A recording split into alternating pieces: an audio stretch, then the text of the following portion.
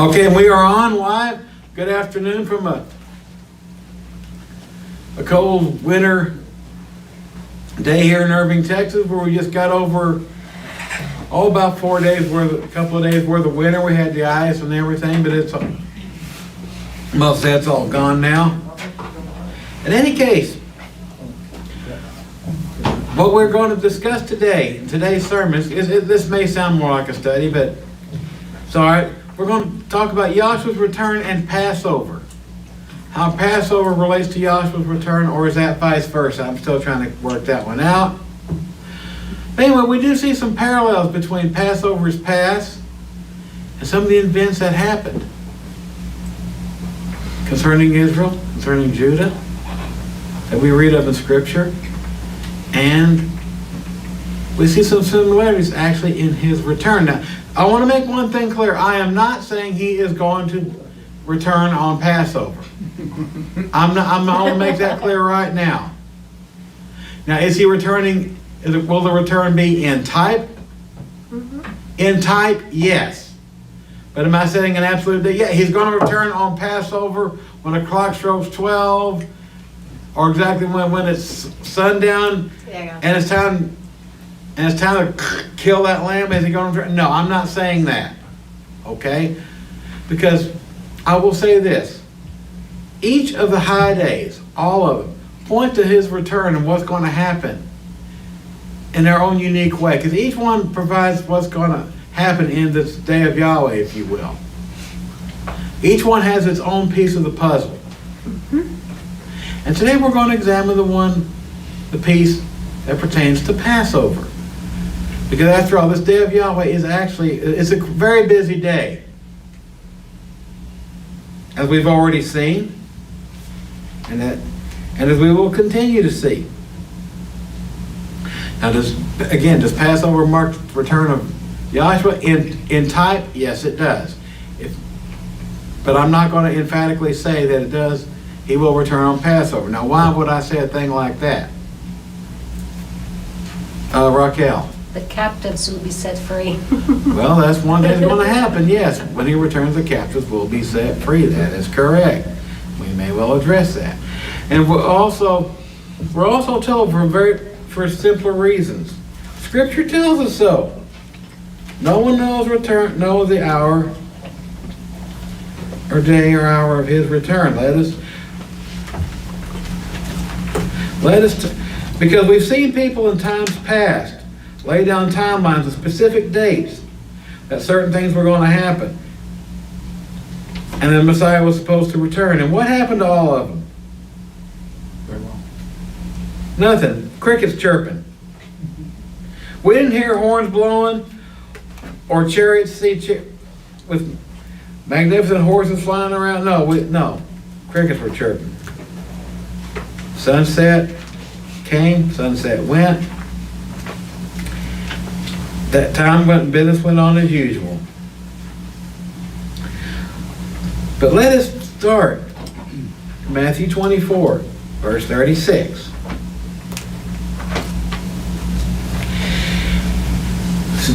While Yahshua was answering the question of the disciples about the day about when he would come, he would return. Verse 36 of Matthew 24. But of that day no one knows, but of that day and hour no one knows, not even the angels of heaven, but my Father only. Okay? This is the Father only. He said that. And he gives a very straightforward answer there. It's either we believe it or we don't. It's not hard to understand. Let's turn to see what he says in Matthew 13. Matthew 13. Actually, not Matthew, Mark. Mark 13. I don't know why I said Matthew. Mark 13. Verse 32. Again, he's given all the signs about the tribulation, abomination and desolation, all the associated information that was associated with their question, because I bet their question was evidently a bit more involved than they realized, I believe. They didn't realize the kind of question they had asked. Verse 32, Mark 13, but of that day and hour no one knows, not even the angels in heaven, nor the Son. So he's clarifying, not even the angels in heaven, nor the Son, but only the Father. Take heed, he says in verse 33. Watch and pray, for you do not know when the time is.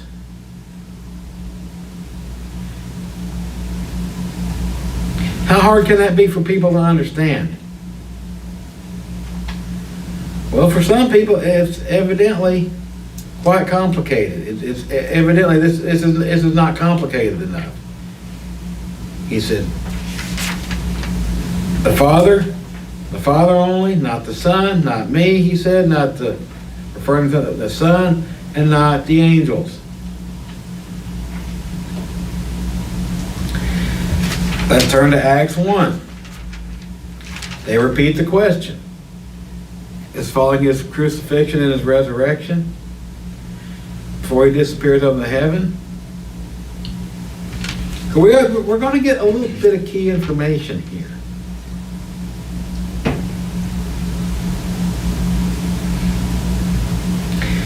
This is shortly after his resurrection. He's gathered together with them. Verse 6. Therefore, when they had come together, they had to ask him one more time, saying, will you at this time restore the kingdom to Israel? Okay, you're dead and you've been resurrected. We're starting to understand some of this stuff you started teaching. Will you now restore the kingdom to Israel? One more time, he says, it is not for you to know times or seasons which the Father has put in his own authority. Again, it is not for you to know the times or the seasons. But you shall receive power when the Holy Spirit comes upon you. And you shall be witnesses to me in Jerusalem and all Judea and in Samaria and all the ends of the earth. Verse 9.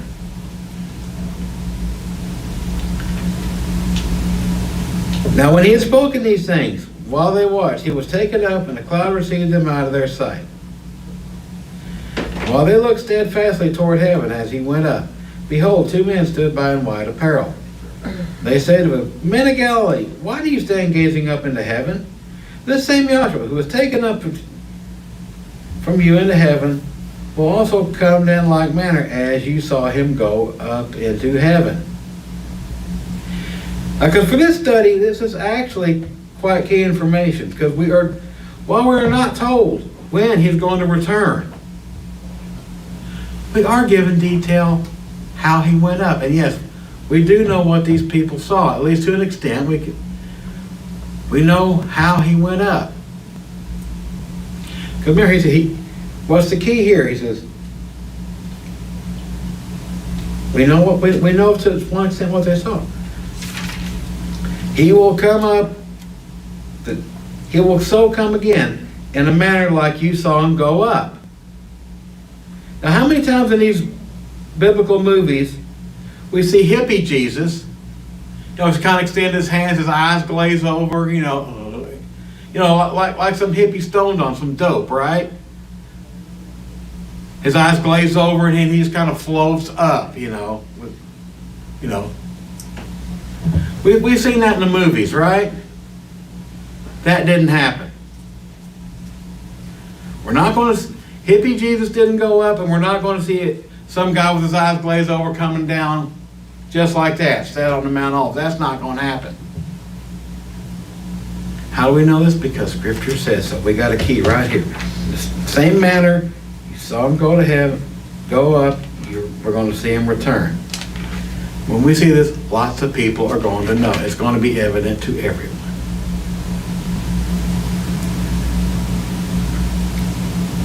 How did he go up? Well, David touched on one. We're going to turn here, actually. Let's turn to Revelation 19. We're going to start with how he, on the nature of his return, on exactly how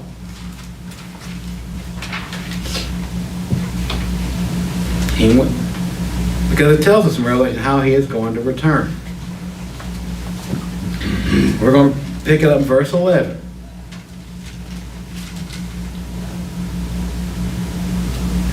In Revelation 19, we're going to start in verse 11. Now, we just read these, but we're going to go through this again. Now I saw heaven open, and behold, a white horse, and he who sat on him was called Faithful and True, and the righteous he judges, and he makes war. And his eyes were like a flame of fire. On his head were many crowns, and he had a name written that no one knew except himself. And he was clothed in a robe dipped in blood, and his name is called the Word of Yah. And the armies in heaven, clothed in fine linen, white and clean, followed him on white horses. But yes, this army that comes with it. We're going to be riding horses.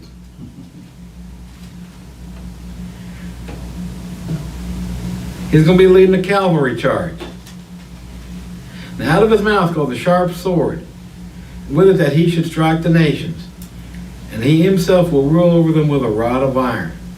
And he himself treads upon the winepress of the fierceness and wrath of Yahweh Almighty. He has on his robe and on his thigh a name written, King of Kings and the Master of Masters.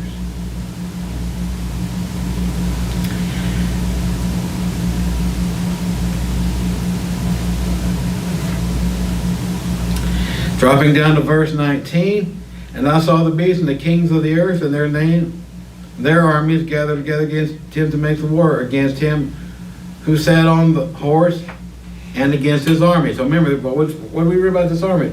Joshua's leading a cavalry charge like we never seen before.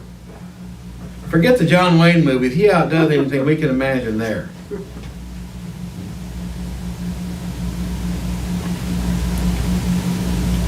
This is not entirely new information,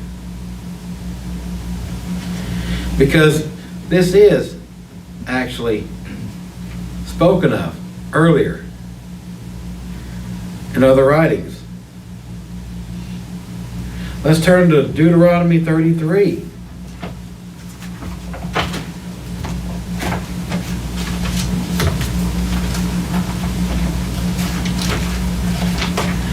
Let's jump forward. Let's jump back to Deuteronomy 33.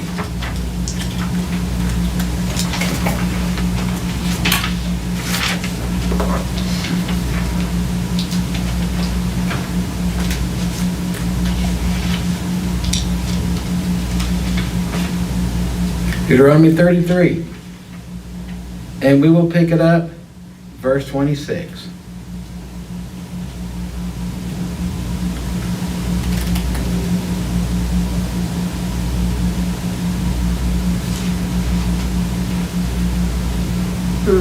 Did I write that? Evidently I wrote it. That's good. Is it 33, 26? 26, yeah. Yeah. Where? Yeah, okay. That's good. Yeah, there is one like the mighty one of Jeshurun, who rides the heavens to help you, and his excellency on the clouds. So he's riding on the heavens. He's riding on the clouds. And what's he riding? He's riding his horse. He's riding on the eternal. Interpreting in this way would actually agree with what we would make it agree with Revelation here. Revelation 19, verse 27. The eternal Elohim is your refuge, and underneath your everlasting arms, he will thrust out the enemy before you, and he will say, destroy. Let us turn to Psalm 68. Read number 28. I'll read down to 28, okay? Then Israel shall dwell in safety in the fountain of... All right, David says to read, continuing into 28, remaining in Deuteronomy 33. Then Israel shall dwell safely in the fountain of Jacob alone, in the land of grain and new wine. The heavens shall also drop dew. Happy are you, O Israel, who is like you, a people saved by Yahweh. And the sword of your majesty, your enemies shall submit to you, and you shall tread down their high places. Yahshua's return. The Yahshua's return.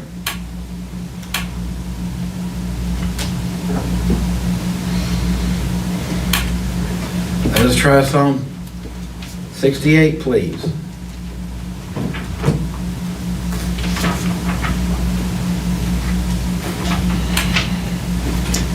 Psalm 68, verse 4.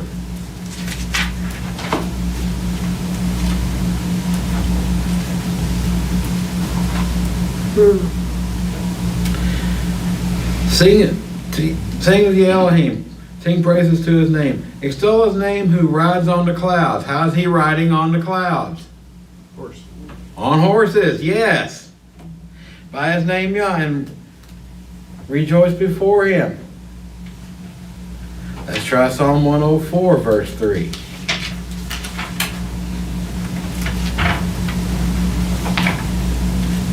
I think some of y'all may be knowing where I'm going with this a little bit, because this is a bit more imagery, a bit more detail than we just may have thought.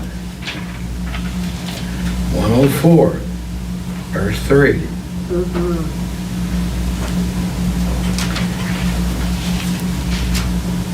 He lays the beams of his upper chambers in the waters, makes his clouds his chariot.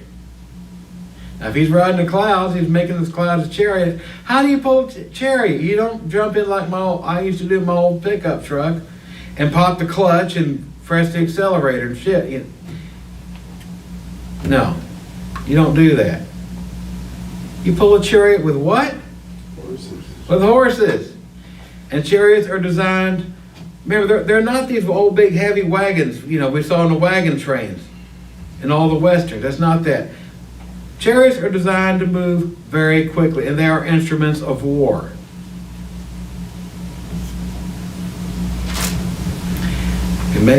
He who lays his beams on the upper chambers in the waters, who makes the clouds his chariots, who walks on the wings of the wind, who makes his angel spirits, his ministers, a flame of fire.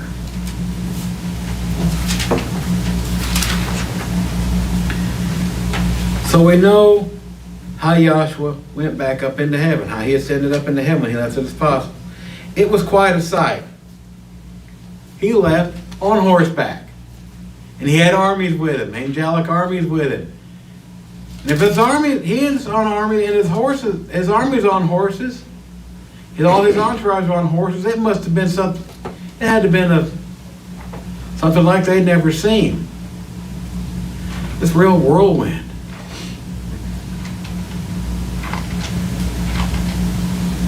It was quite a show. Now here's a question I'd like to ask.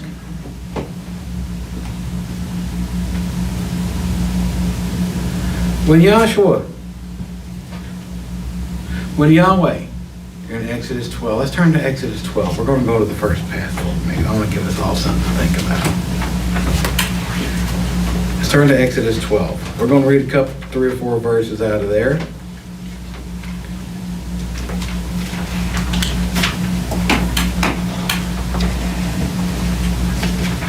What y'all think? I'm getting ahead of myself slightly.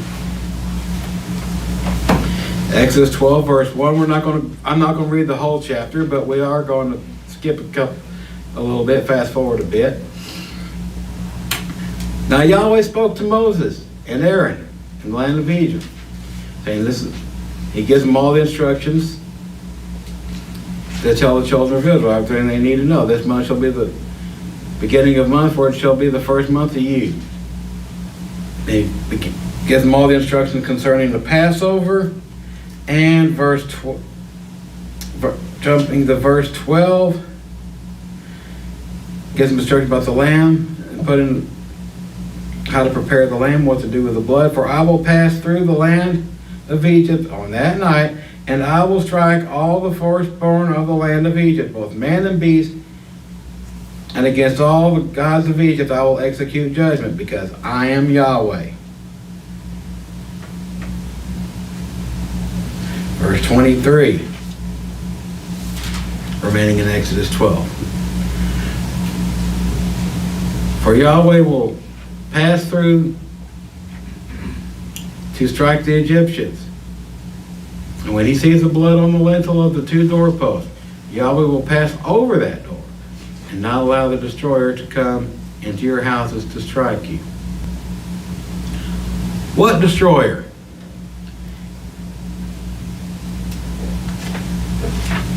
We'll back up in verse 12. It says, "For I will pass through the land of Egypt that night. And will strike all the firstborn in the land of Egypt, both man and beast, and all gods of Egypt I will execute judgment." It says here the destroyer would not, to protect them from the destroyer. Let's go down to verse 29.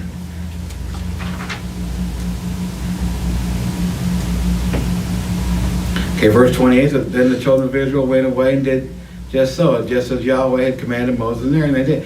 Verse 29.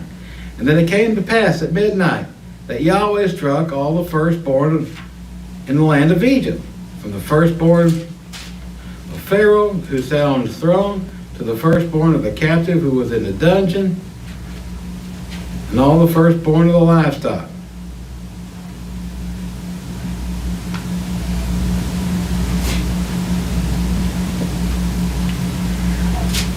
Now, how many of us have seen this movie called The Ten Commandments? Charleston Heston as Moses.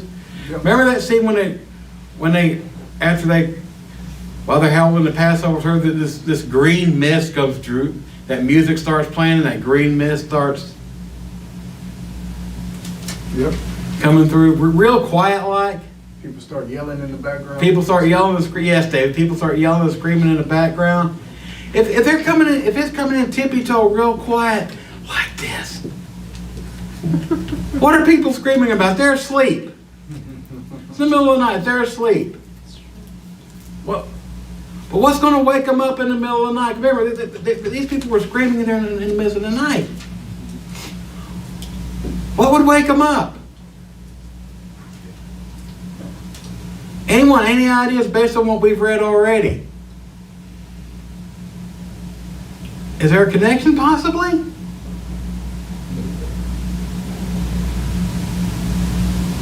What would be the pattern about Yahweh destroying enemies?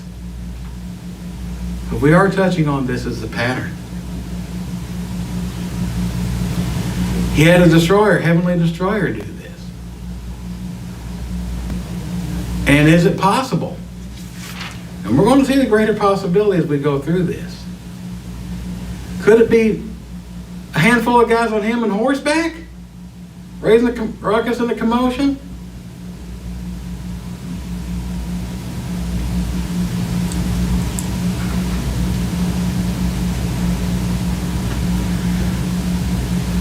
Because remember, after the firstborn are all killed, and the Israelites are all set free, what happened? Well, first, as Israelites are, the firstborn of the Egyptians are all struck dead, Israelites are told to go. Scram, get out of here. We don't want you anymore. Pharaoh sets them free, tells them to go. They go to the Red Sea. They get as far as the Red Sea. Pharaoh changes his mind. And we see this amazing parallel between so many things that David talks about in the study. I'll just refer you to that. About Yahweh destroying the armies of the adversaries. He destroys the Egyptian army. And this seems to be quite a bit of a pattern too. Because remember when Yahweh destroys the Egyptian army, shortly thereafter, Egypt is gone. Or it's not completely gone, but its power, its might is destroyed. Pharaoh has no way to enforce his will. Not only on the Israelites, but anyone else under his realm. Remember, he ruled much of the Mediterranean area. He ruled over much of the land of Canaan because they came to him looking for food, remember? During that big famine and during the time of Joseph, right? He got all the seed, got all the land, got the people, and he finally got the people themselves. And he ruled over them. And the Pharaohs ruled over them however they saw fit. Now we have all this overlord. We have all these nations, if you will. They're freed from some type of Egyptian overlord.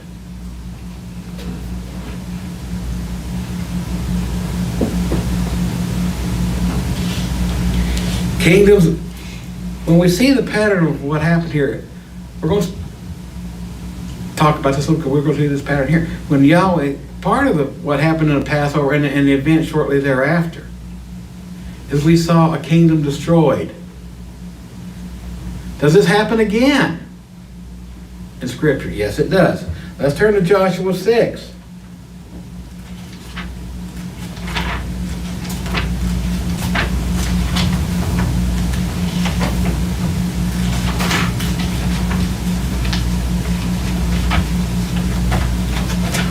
Let us turn to Joshua, the 6th chapter. It's concerning destruction of Jericho.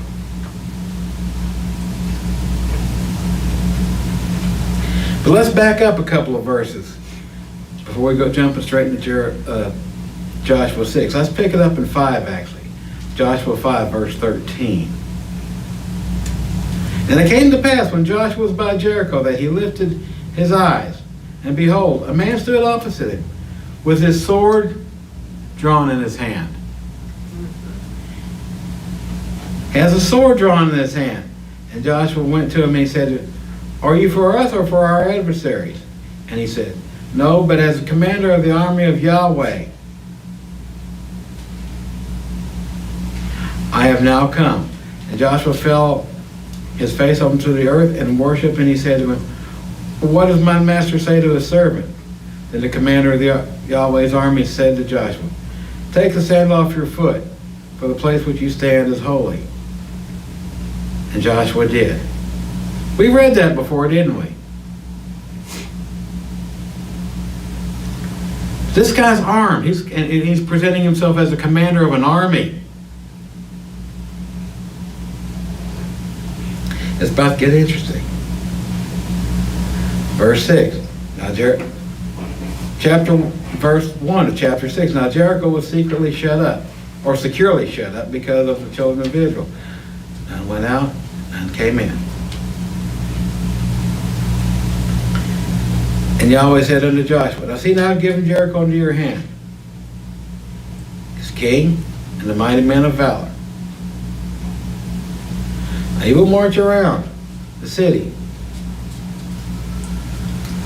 all you men. You shall go around all the city once. This you shall do for 6 days. 7 priests shall bear 7 trumpets of ram's horns before the ark, but before the 7th day you will march around the city 7 times, and the priest shall blow the trumpets."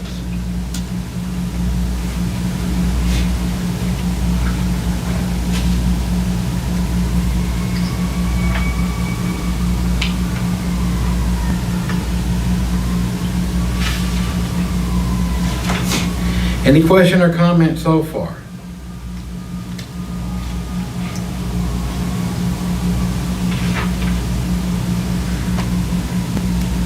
So they do this. They go all around the city.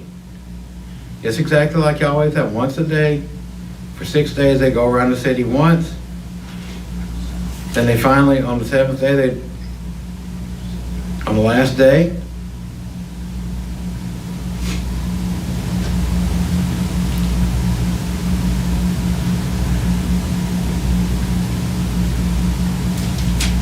then so it was verse 8, when Joshua had spoken to the people, that the 7 priests bearing the 7 trumpets of rams before Yahweh advanced and blew the trumpets, and the ark of the covenant of Yahweh followed them. The armed men were before the priests. The armed men were before the priests who blew the trumpets, and the rear guard came after the ark, while the priests continued blowing the trumpets. Now Joshua commanded the people that you shall not shout or make any sound, nor with your voice, nor you say a word proceed from your mouth, until the day I say to you, shout.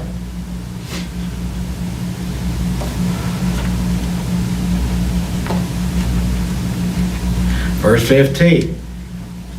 But it came on the seventh day that they rose early about the dawning of the day and marched around the city 7 times in the same manner.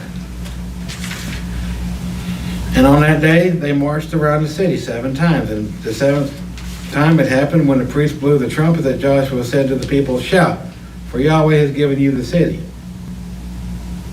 Now the city shall be doomed by Yahweh to its destruction, and all who are in it. Only Rahab the harlot shall live, she and all her in her house, because she hid the messengers that we sent." He gives them instructions. Go ahead. He gives them their instructions concerning Rahab the harlot, all the booty from the city, all the prize, the treasures of the city. Verse 20, they blow the trumpets and charge. Verse 21, they destroyed all that was in the city, man and woman, young and old, ox, sheep, donkey, with the edge of the sword. Just like we saw at Passover. Because tell me,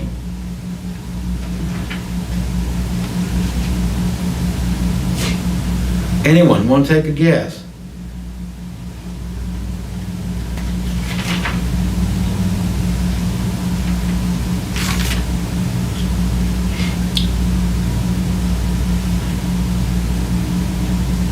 No one will care to take a guess. What was one of the very last things they did before they attacked the city of Jericho? They shouted. They shouted. Blew the trumpets. Blew the trumpets.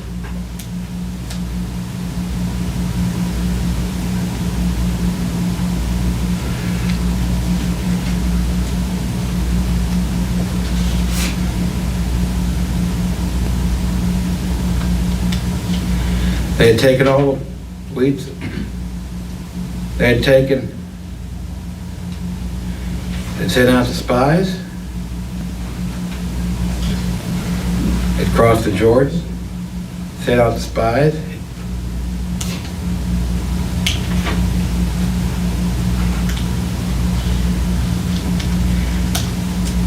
They circumcised the men who had been born in the wilderness.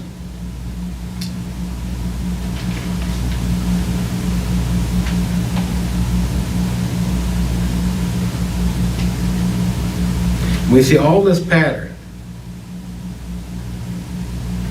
This is what we saw in Passover. Let's try again.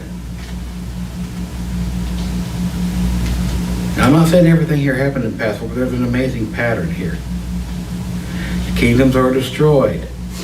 It's also a pattern when he comes, when he returns. And it's going to be that pattern when he comes again. Let us try.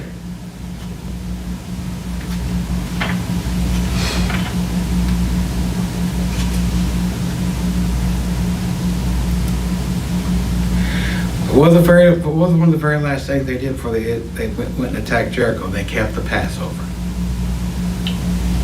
That's back up in verse 5, or chapter 5. Now the children of Israel, we're going to read Joshua 5, Joshua 10, 5:10. Now the children of Israel camped in Gilgal and kept the Passover on the 14th day of the month at twilight on the plains of Jericho. Verse 11, they ate the produce of the land on the day after the Passover. Unleavened bread and parched grains they ate on the very same day. And then the manna ceased on the day after they had eaten the produce of the land. And the children of Israel no longer took manna, but they ate the food of the land of Canaan that year. And keep the Passover. Joshua meets the commander. So, all this time, they just kept the Passover. Now, while they're doing all this, so when can we reasonably suppose that they might have been doing all this marching around Jericho? And then Passover, the unleavened, yes, the time of unleavened, that would be correct. The final day of the Passover season, the Egyptian army is destroyed. This day, Jericho is destroyed. 7 days. Same. Isn't that amazing how this kind of Yahweh can make this work? I find that so amazing.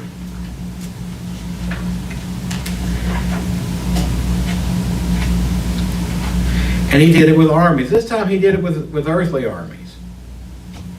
That's just going to show Yahweh can do whatever he chooses. He can execute these things in whichever way he chooses. Any question or comment so far?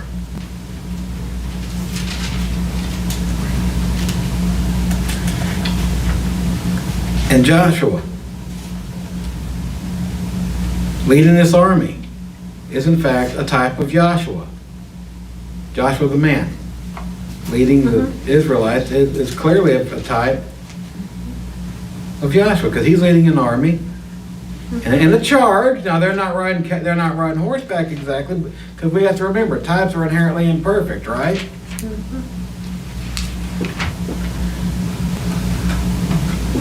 That's what but we still see a good pattern nonetheless.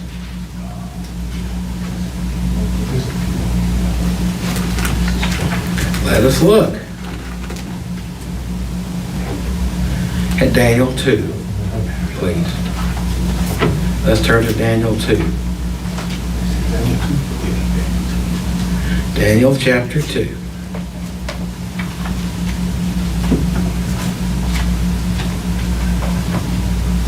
This is where Nebuchadnezzar has his dream.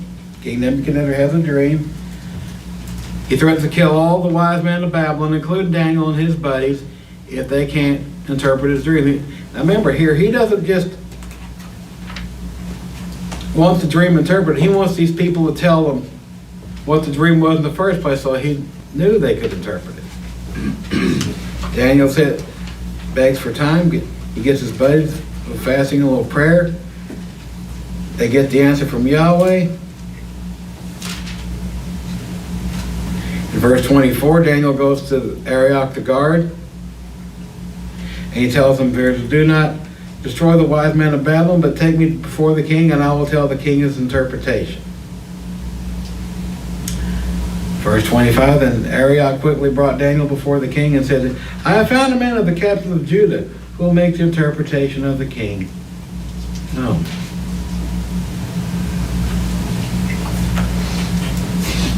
They talk, Daniel tells him what the dream was, then he interprets it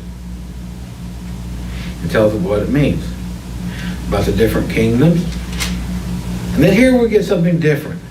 We get a little detail here. Verse 42.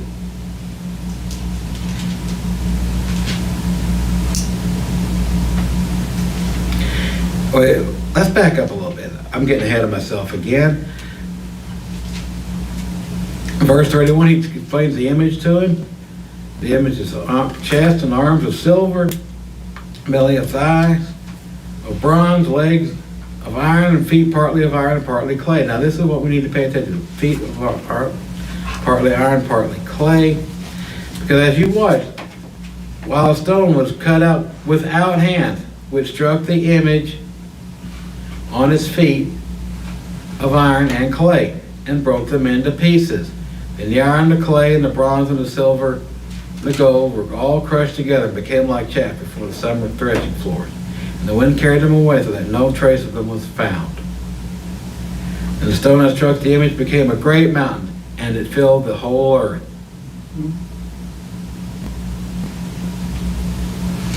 Verse 36, now this is a dream. Now we will tell the interpretation of it before the king.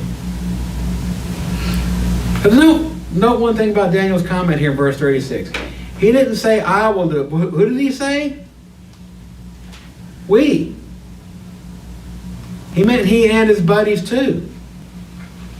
So evidently they were given something. Verse 37, for you, O king, or king of kings, he goes through all the head of gold and everything else and all the other kingdoms of the past. Verse 40, and the fourth kingdom shall be as strong as iron, as much as iron breaks into pieces and shatters everything. Like iron that crushes, that kingdom will break into pieces and crush all the others. Whereas you saw the feet and toes, partly of clay, partly of iron. The kingdom shall be divided, and yet the strength of the iron shall be in it. And you saw the iron mixed with ceramic clay. As the toes of feet were partly iron, partly clay, so the kingdom shall be partly strong and partly fragile. As you saw the iron mixed with ceramic clay, they will mingle with the feet, they will mingle with the seed of men. So this composite material is actually symbolic of men. Part iron, part clay. Remember, he said these are all kings. And the verse 44. And in the days these kings.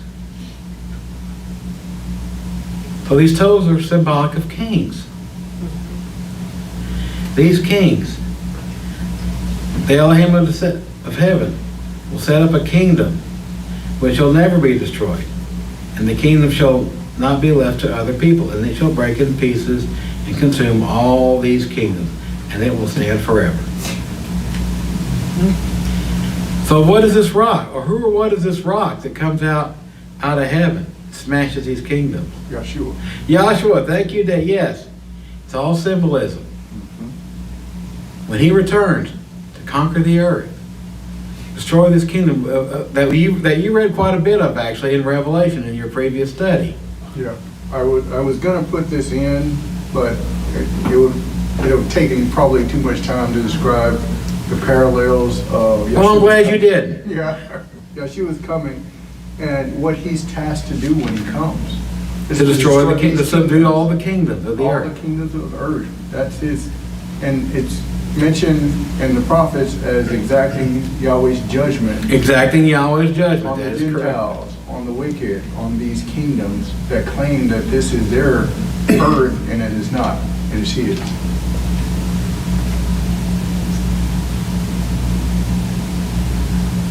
Now, this doesn't say anything about Passover here, but it elsewise, in this specific passage it doesn't, but it elsewise fits the pattern, doesn't it?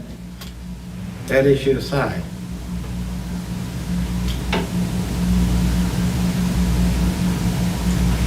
Because here we're reading this time of a whole set of kingdoms being destroyed. And these kingdoms, all these kings are being wicked. They're undoubtedly doing all the things that defy the word and will of Yahweh.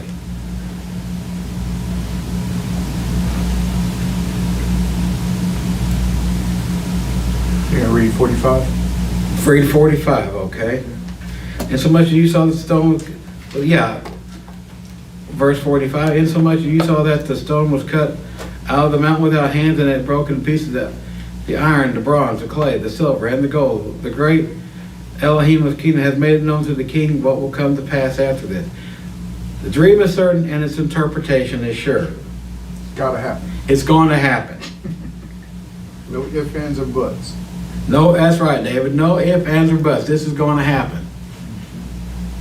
And yet we know this is yet future. Why? How do we know this is future? Hadn't happened yet, because if it had happened, we would be in the middle of the kingdom, wouldn't we?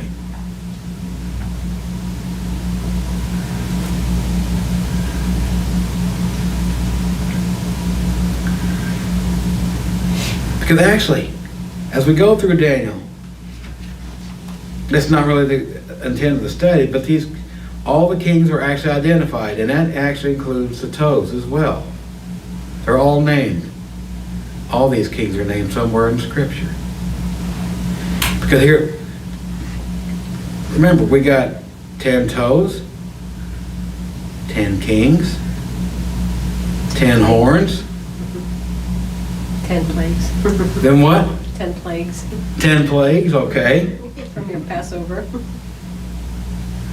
That's not a coincidence.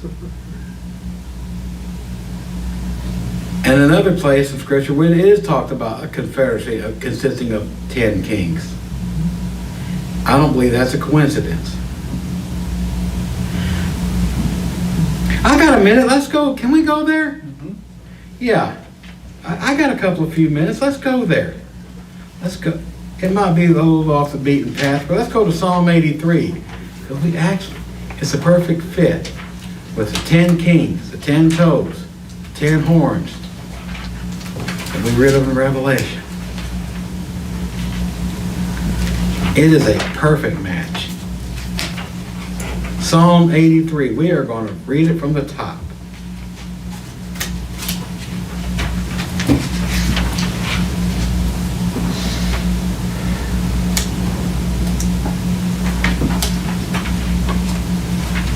I got paid. Here we go.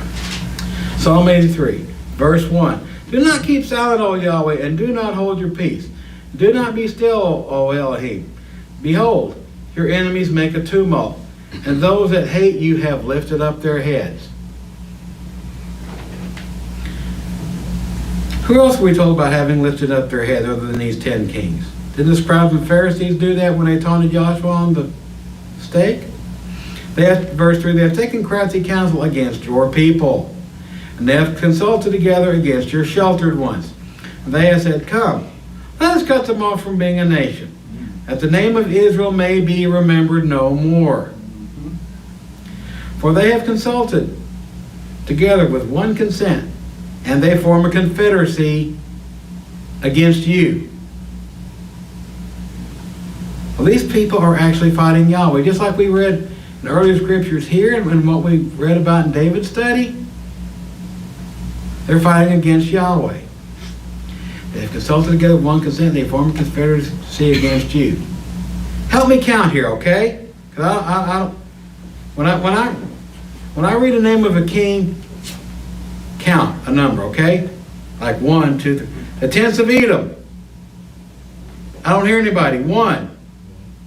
The Ishmaelites. 2, Moab. 3, Hagarites. 4, Gabal. 5, Ammon. 6, Amalek. Philistia. 8, Tyre. 9, And number 8, in verse 8, Assyria has also joined with them. 10.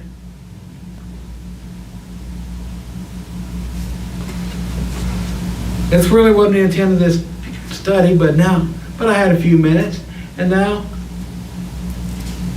we don't just know about the 10, they're actually told who they are. Because why would this be important? Because it's all in the same land and territory, all in the same area in which all these prophecies are taking place, with Jerusalem being caught in the middle.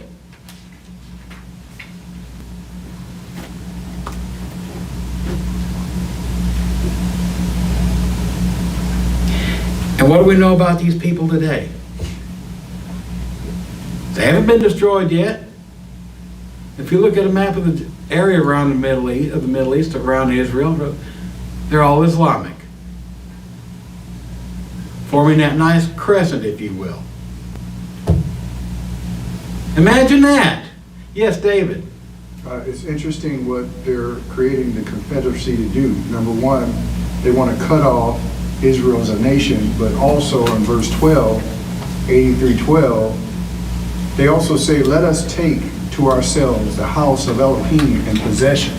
Not only are they trying to cut off his people, they're trying to take Yahweh's house as a possession. And what would that house be? The temple that they're going to try to build. You got it, David, yes. The Antichrist on the seat, who will say he is Elohim. Imagine that. Pretend that he is Elohim. Imagine that. They're going to steal the whole thing. They're going to take The abomination of desolation. an abomination of desolation. Abomination of desolation. Imagine that. They want to take the house of Yahweh, which is be the temple, and set it up, if you will, dedicated to their God. Have their own God go in there. Set up an abomination of desolation. Imagine that.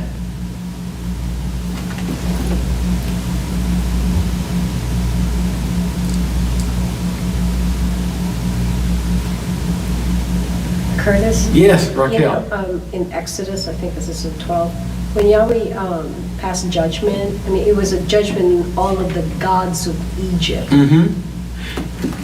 I was just trying to, And against the gods of Egypt. Yeah, it's the gods of Egypt. As against the gods of Egypt, we see the parallel here too, don't we? Imagine that.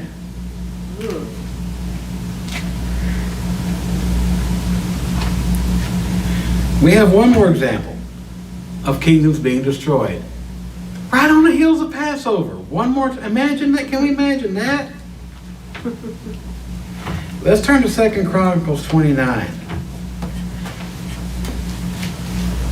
It's the account of King Hezekiah, who was one of the more powerful types of Joshua.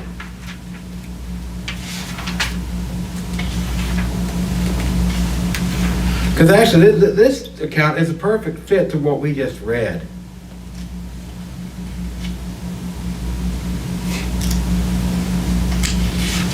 What verse? Let's see, there we go. 2 Chronicles 29.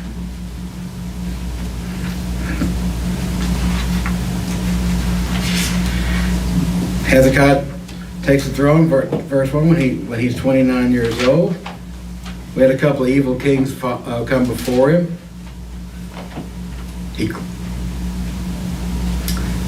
About Hezekiah, and verse 2, he did what was right in the sight of Yahweh, according to all his father David had done.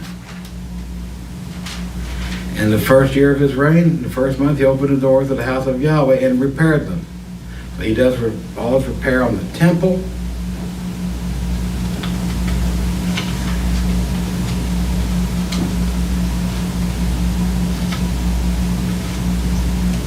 And they go through the temple doing all the various repairs. They find the law. Hezekiah declares that this is what they were going to do. They were going to follow this law. I'm fast forwarding here for the sake of time. They worshipped.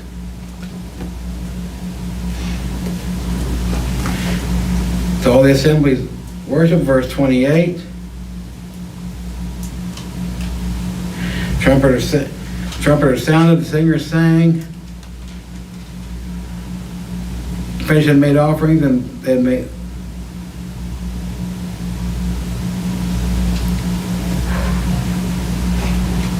In verse chapter 30, what happens here? And Hezekiah said to all, let's look at chapter 30 here. Hezekiah starts rededicates the temple and all that, cleanses the temple, and Hezekiah said to all Israel and Judah, and also letters to Ephraim and Manasseh, that they should come to the house of Yahweh at Jerusalem to do what? Keep the Passover.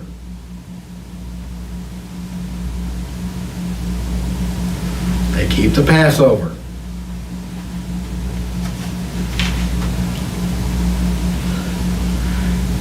Not too very shortly after they're keeping the Passover. Who enters in? What villain enters in? Stage left. Sennacherib. Enter left. They keep the Passover. Enter stage left. Sennacherib.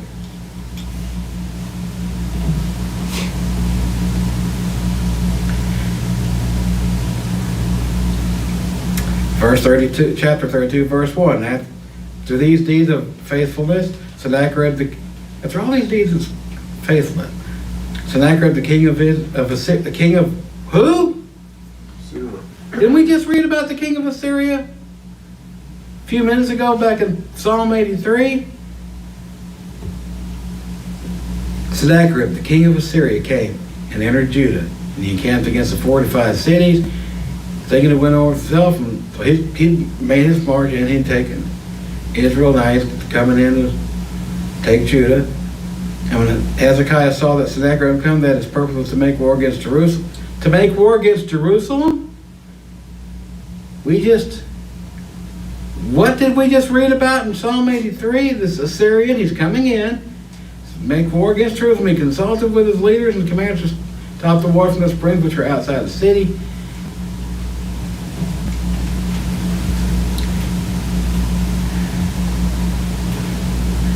Sennacherib starts his boasting. He starts talking smack, if you will, speaking many words of blasphemy. And now we go to verse 20 in chapter 32. Now because of this, King Hezekiah, the prophet Isaiah, the son of Amoz, prayed and cried to heaven. And Yahweh sent an angel who cut down every mighty man of valor, captain in the camp of the king of Assyria. So he returned shamefaced to his own land. When he gone to the temple of his God, some of his own offspring struck him and killed him with a sword there. Imagine, he gets his army killed by a destroyer, by, can we say a guy on horseback? Would that be a stretch?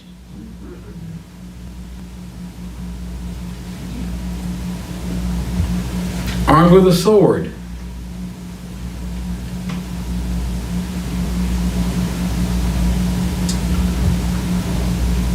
Thus Yahweh said to Hezekiah and the inhabitants of Jerusalem, from the hands of Sennacherib, the king of Assyria, from the hand of all others, and from the hand of all others. Well, can we ask a question? Who are Assyria's buddies in all this? Didn't we just read of who they were? Or at least some of them?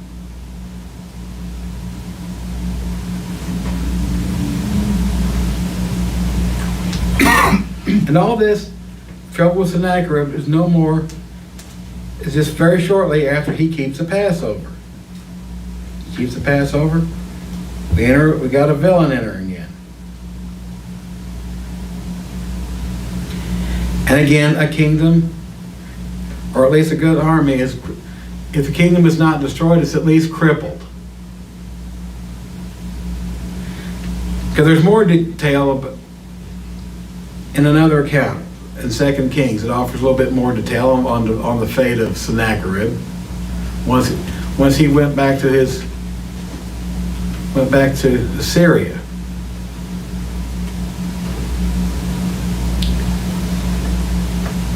Any question or comment, anyone?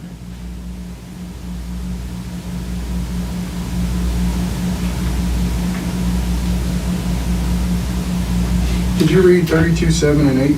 32, 7, and 8. Let me see, I don't think I did. I may have fast forwarded over that, David. Yeah. You were mentioning how 32, 7, and 8. who was going to fight their battles for. Who's going to say, be strong and courageous. Do not be afraid or dismayed before the king of Assyria, or before all the multitude that is with him. Yes, David, thank you. Do not be afraid or dismayed before the king of Assyria, nor of all the multitude that is with him. What multitude? 10 kings, 9 kings. Yeah.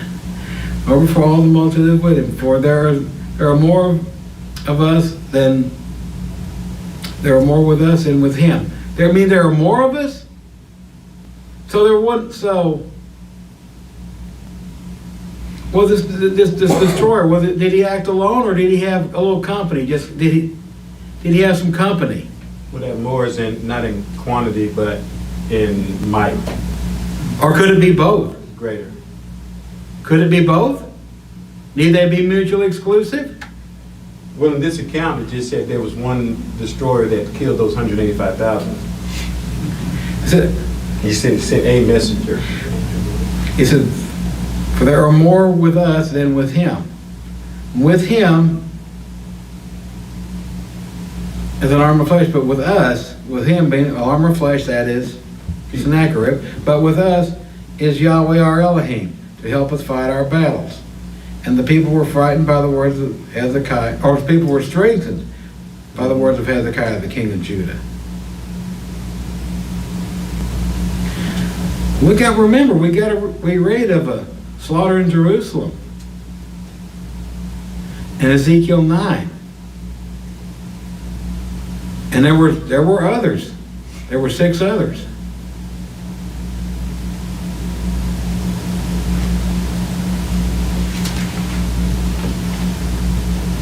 So this destroyer, did he do it all? Did just one do it himself?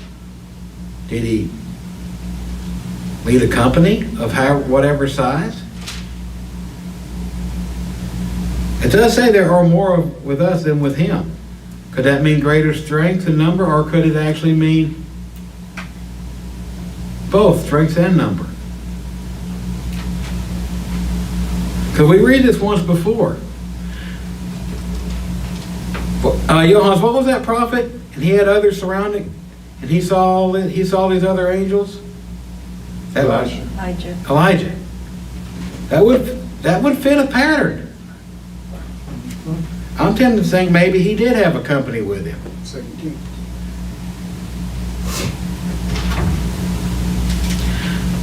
So on the return of Joshua, when we have these types of Joshua, Sennacherib, not Sennacherib, not Sennacherib, Hezekiah, and of course Moses and Aaron.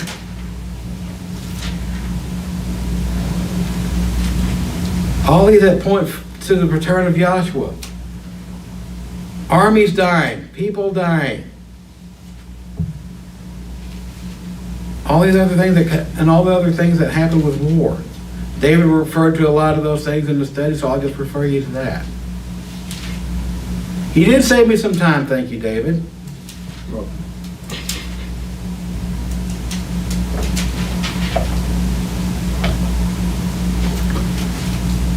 Yes, so our conclusion of this can be, Passover does in fact point to the return of Joshua. We're told about that plainly in the first and original Passover. And then we have other patterns that follow afterward. One of Joshua, the one of Hezekiah. Yes, Johannes. Since you mentioned about patterns, I will say this. When you mentioned that about Elijah, the interesting thing about that, he didn't use that overwhelming number to destroy them. He struck them blind, and then he saved them. Mm-hmm. Because the king's like, oh, let's kill him now. He's like, nope. And remember, he brought them in, and he fed them, Mm-hmm. and he watered them, and then sent them home. Mm-hmm. And that's interesting. But anytime when Yahweh destroyed, just you read the account with Egypt, it said it destroyed used singular. When they went to the sea, he used the water. There was an overwhelming number of another army. He destroyed them in the midst of the sea there. With Gideon, he reduced the numbers. He started with 33,000, he cut them down to 300, and then took their weapons away. He did so in each time he said, so they can't save us because of the numbers or their strength, but it all came back to that it was Yahweh. So with Gideon, he disarmed them and reduced their number. And then the same thing here, when Sennacherib read that letter and Yahweh says, I'll take care of it, and he didn't send a whole multitude, a legion, he sent one. Mm-hmm. Because how the demoralizing, humiliating that everyone knows you got defeated by one. Mm-hmm. 185,000 to 1, and You got whipped. yeah, and so that's you see that pattern that takes place all throughout. Which goes to show that Yahweh the exact mission is dependent upon the will of Yahweh, Yes. what purpose he wishes to be served. But in the case here of this study, it was the destruction of kingdoms. Right.